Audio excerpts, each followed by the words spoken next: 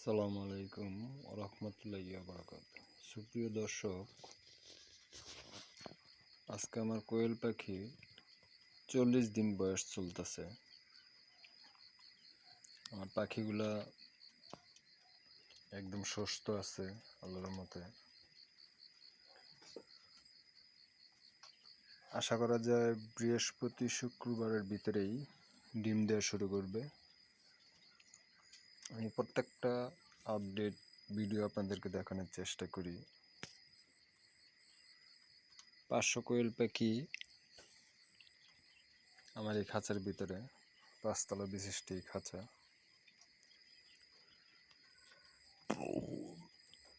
খাবারের পরিমাপটা দর্শক, খাবারটা আমি আবার দিব রাত্রে। পাখিগুলো সম্পূর্ণ সুস্থ আছে।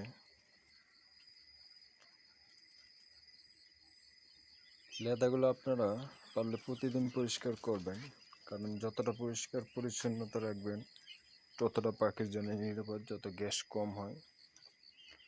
যদিও শীতের দিন আমি দর্শক পিছনের পাইপগুলো, পানির পাইপগুলো নামিয়ে রেখেছি, কারণ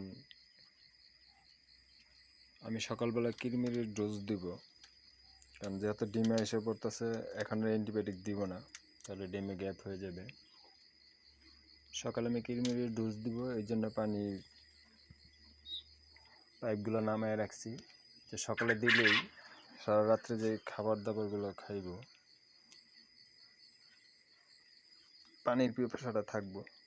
2 ঘন্টা রাখবো আমি কৃমির ডোজটা দিয়ে, 2 ঘন্টা পর আবার নর্মাল পানিগুলো দিব। আর কৃমির ডোজটা দেবো আমি এই যে ওষুধ প্যারাবেট। এই প্যারাবেট ওষুধটা আমি দিব। এখানে আছে দর্শক 10 মিলিগ্রাম। এই 10 মিলিগ্রাম ওষুধ আমি কালকে সকাল 7টার দিকে এই ওষুধটা দিব। ওষুধটা দেওয়ার পরিমাপ হলো প্রত্যেক লিটারে, প্রত্যেক 2 লিটার পানিতে 1 মিলিগ্রাম।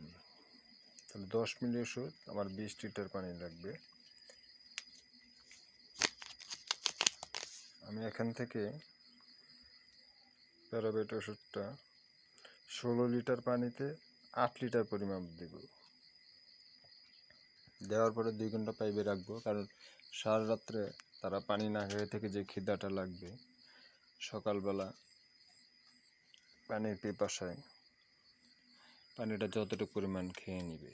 আপনারা এই কাজটা করবেন যে রাত্রে 10টা করে দিকে পানিগুলো না দিলে সকালে দেওয়ার সাথে সাথেই পানিগুলো খাওয়া শুরু করবে, যারা কৃমির ডোজ দিবেন। ডোজ দেওয়ার নিয়মটা হলো এটাই, সর্বোচ্চ 2 ঘন্টা থেকে 3 ঘন্টা, এরপর আর ডোজটা রাখবেন না। পরবর্তী পাইপটা নামে আবার নর্মাল পানি দিবেন।